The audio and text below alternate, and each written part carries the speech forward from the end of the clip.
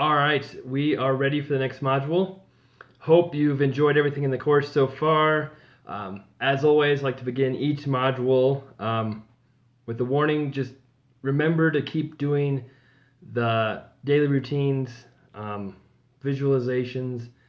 The things that will really make the biggest difference in your life is consistency, building really good habits for success. And that's what it starts with, is the first module, those keys. So the more you can do those, the better off you'll be no matter what you do, even if it's not even real estate related. So I encourage you to keep doing those routines, keep working on your goals.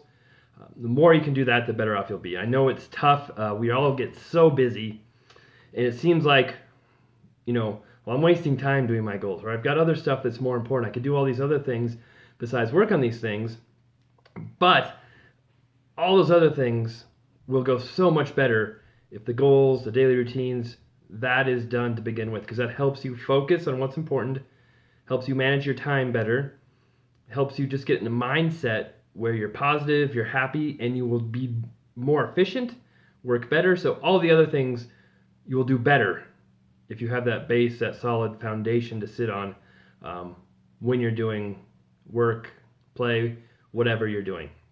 So last module, we talked about the different types of financing available, really went in depth on hard money, portfolio lending, even how to use conventional loans.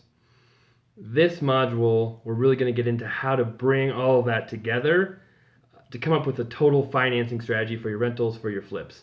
Strategies about buying with less of your own cash. And I think some people say, I'm not a beginner. I'm not trying to get into a house with absolutely none of my own money.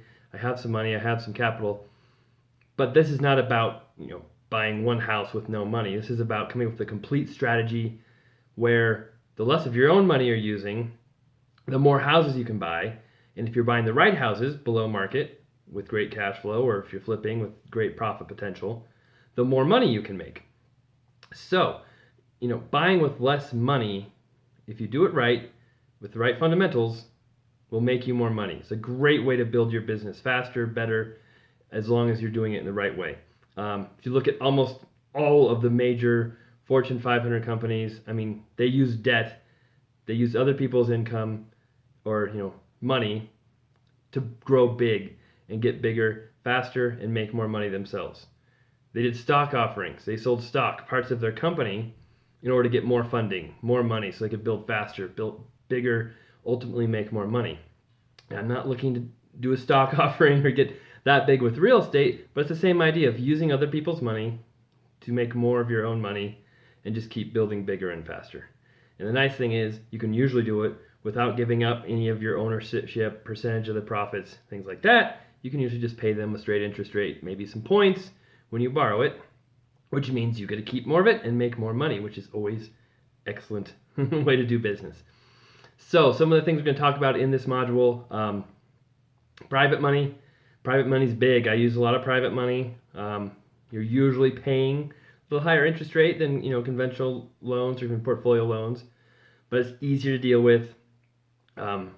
Usually terms are easier. Once you find it and get it in place, it's so much easier than using a bank. So I use private money in a couple different ways. One, just lump sums that I borrow all year round.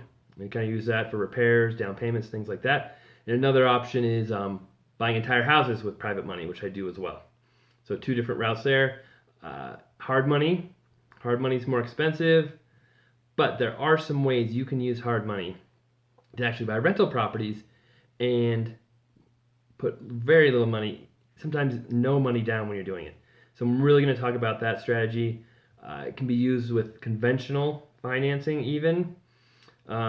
Pretty neat stuff. I wish I would have done it when I was earlier in my career, but I didn't know about it, so I couldn't do that. Like I said, I'm always learning too. I don't know everything, but every day it seems like I learn something new in this business, and I'll try and pass all of that on to you as much as I can. So there's private money, hard money, portfolio lending, using a combination of everything, using refinances, just a number of ways. There's even some renovation loans for investors that are available. So many things we're going to get into this module. How to use less of your own money, which ultimately it's not about borrowing 100% or 120%, so you have no money ever invested. It's about being smart about it and using that money to keep buying more and more properties, because usually the more properties you buy, the more money you make. And as I talked about a little bit before, it's almost less risky the more properties you have too if you're buying them right. Things go down, you've got a little more diversification. You're probably going to be in better shape than if you just had one property and the market tanked and everything's tied up into one house. So stay tuned for a great module. Have some great information coming up. And as always, send me all your feedback. Let me know how things are going. And if there is anything I can help with right away, that's what I'm here for.